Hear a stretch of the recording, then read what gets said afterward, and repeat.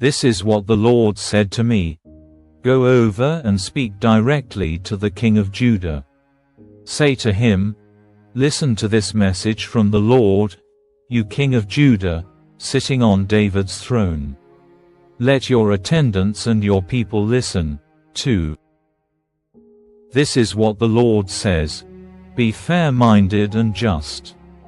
Do what is right, help those who have been robbed, rescue them from their oppressors.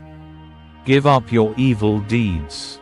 Do not mistreat foreigners, orphans, and widows. Stop murdering the innocent.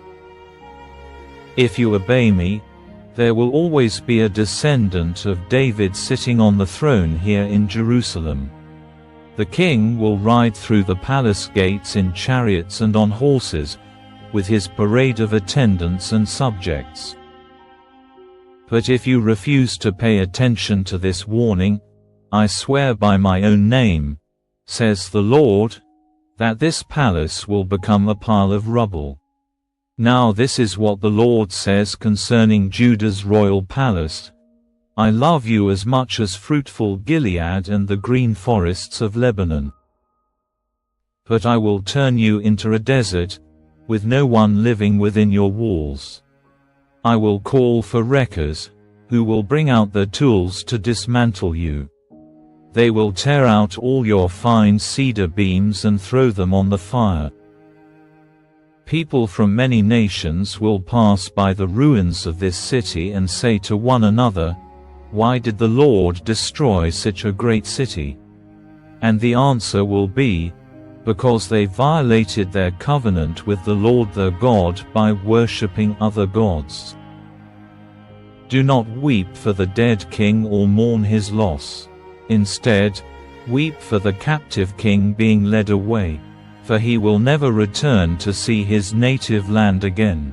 For this is what the Lord says about Jehoahaz, who succeeded his father, King Josiah, and was taken away as a captive.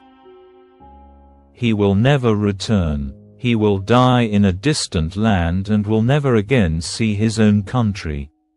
And the Lord says, what sorrow awaits Jehoiakim, who builds his palace with forced labor. He builds injustice into its walls, for he makes his neighbors work for nothing. He does not pay them for their labor.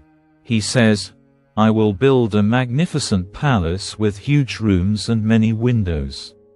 I will panel it throughout with fragrant cedar and paint it a lovely red. But a beautiful cedar palace does not make a great king. Your father, Josiah, also had plenty to eat and drink. But he was just and right in all his dealings. That is why God blessed him. He gave justice and help to the poor and needy, and everything went well for him. Isn't that what it means to know me? Says the Lord. But you have eyes only for greed and dishonesty. You murder the innocent, oppress the poor, and reign ruthlessly. Therefore, this is what the Lord says about Jehoiakim, son of King Josiah. The people will not mourn for him, crying to one another, alas, my brother! Alas, my sister! His subjects will not mourn for him, crying, alas, our master is dead. Alas, his splendor is gone. He will be buried like a dead donkey, dragged out of Jerusalem and dumped outside the gates. Weep for your allies in Lebanon. Shout for them in Bashan. Search for them in the regions east of the river. See, they are all destroyed. Not one is left to help you. I warned you when you were prosperous, but you replied, don't bother me. You have been that way since childhood, you simply will not obey me. And now the wind will blow away your allies. All your friends will be taken away as captives. Surely then you will see your wickedness and be ashamed. It may be nice to live in a beautiful palace paneled with wood from the cedars of Lebanon, but soon you will groan with pangs of anguish, anguish like that of a woman in labor. As surely as I live, says the Lord, I will abandon you, Jehoiakim son of Jehoiakim, king of Judah. Even if you were the signet ring on my right hand, I would pull you off. I will hand you over to those who seek to kill you, those you so desperately fear, to King Nebuchadnezzar of Babylon and the mighty Babylonian army. I will expel you and your mother from this land, and you will die in a foreign country, not in your native land. You will never again return to the land you yearn for.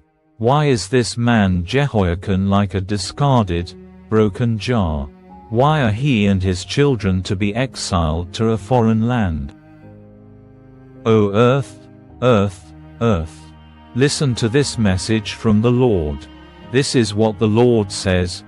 Let the record show that this man Jehoiakim was childless.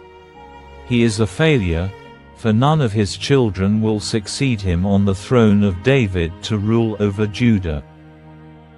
What sorrow awaits the leaders of my people, the shepherds of my sheep, for they have destroyed and scattered the very ones they were expected to look after, says the Lord. Therefore, this is what the Lord, the God of Israel, says to these shepherds. Instead of caring for my flock and leading them to safety, you have deserted them and driven them to destruction. Now I will pour out judgment on you for the evil you have done to them. But I will gather together the remnant of my flock from the countries where I have driven them. I will bring them back to their own sheepfold, and they will be fruitful and increase in number. Then I will appoint responsible shepherds who will look after them, and they will never be afraid again. Not a single one will be lost or missing.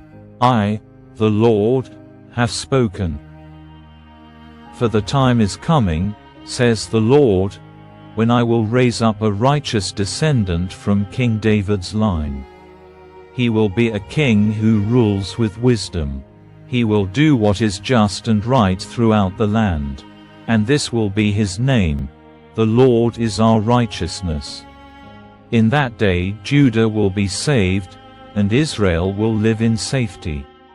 In that day, says the Lord, when people are taking an oath, they will no longer say, as surely as the Lord lives, who rescued the people of Israel from the land of Egypt.